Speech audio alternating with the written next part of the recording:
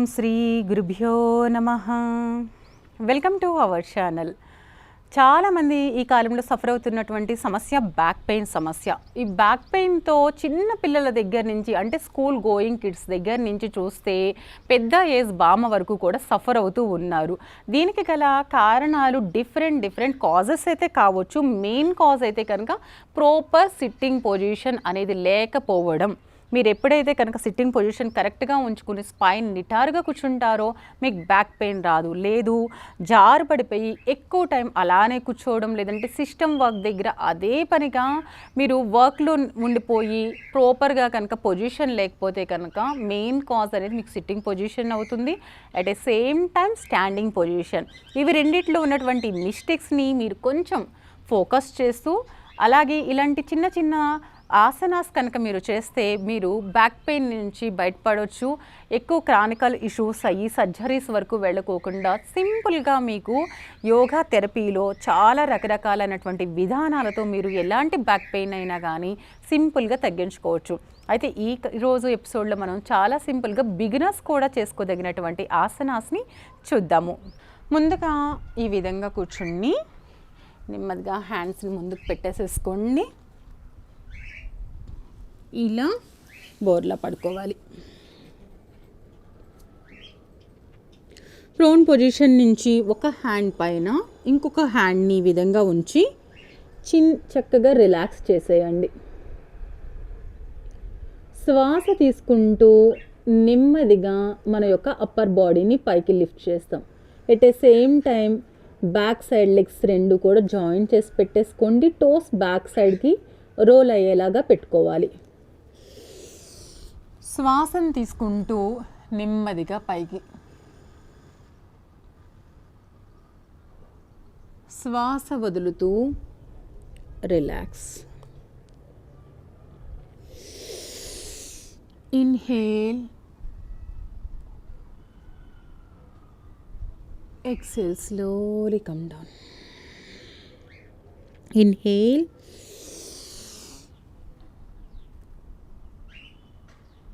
exhalation. Inhale, exhale. Inhale, exhale. రెండు చేతుల మీద ఫోర్ హెడ్ పెట్టేసి చక్కగా కాళ్ళ మధ్యన దూరం తీసుకుంటూ మడాలు రెండు ఒకదానికి ఒకటి ఫేసింగ్ చేస్తూ మకరాసనంలో రిలాక్స్ అవ్వండి.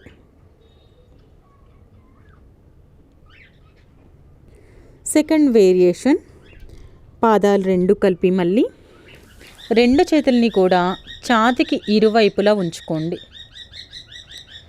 శ్వాసను తీసుకుంటూ నెమ్మదిగా మెడని, ఛాతీని బొడ్డు వరకు పైకి లిఫ్ట్ చేయండి.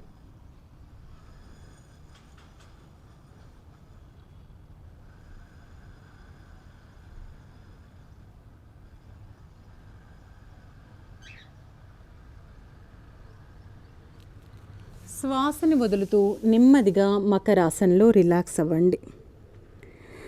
ఆసన స్థితిలో మనం 30 సెకండ్స్ వరకు హోల్డ్ చేయొచ్చు.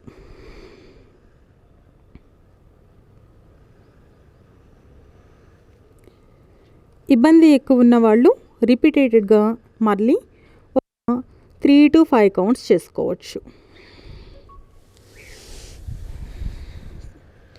దీనిలో చేతుల్ని కంప్లీట్గా స్ట్రెచ్ చేస్తూ పైకి వెళ్ళొద్దు. చూడండి, ఎల్బోస్ అనేది మన సైడ్కి రోల్ అయి ఉంటాయి.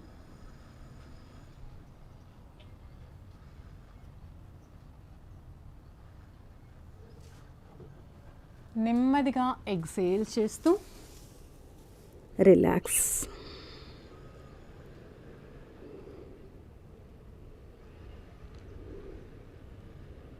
చూసారు కదా బ్యాక్ పెయిన్కి సంబంధించినటువంటి ఆసనాలు ఏ విధంగా చేసుకోవచ్చో. చాలా సింపుల్ అండి. మీరు ఎక్కడైనా మ్యాట్ మీద పడుకుని చేసుకోవచ్చు, బెడ్ మీద పడుకుని చేసుకోవచ్చు. చాలా సింపుల్గా ఇలాంటివి చేసుకోవడం వల్ల ఎలాంటి బ్యాక్ పెయిన్ అయినా కానీ మనం కంట్రోల్లో చేసుకుంటూ చాలా రిలాక్స్ అవ్వచ్చు. రకరకాలైనటువంటి పిల్స్ యూజ్ చేయడం వలన సైడ్ ఎఫెక్ట్ ఎక్కువగా ఉంటుంది. దానికన్నా ఇలాంటి యోగా థెరపీని కనుక మీరు ఎంచుకుంటే కనుక చాలా ఈజీగా మీరు పెయిన్ నుంచి రిలీఫ్ అనేది పొందుతారు. ఈ ఎపిసోడ్ మీకు నచ్చినట్లయితే లైక్ అండ్ షేర్ చేయండి. మరికొన్ని ఇలాంటి అప్డేట్స్ కోసం మా యొక్క ఛానల్ని సబ్స్క్రైబ్ చేయండి. నెక్స్ట్ ఎపిసోడ్లో మనం మరలా కలుద్దాం. అంతవరకు సెలవు. నమస్తే.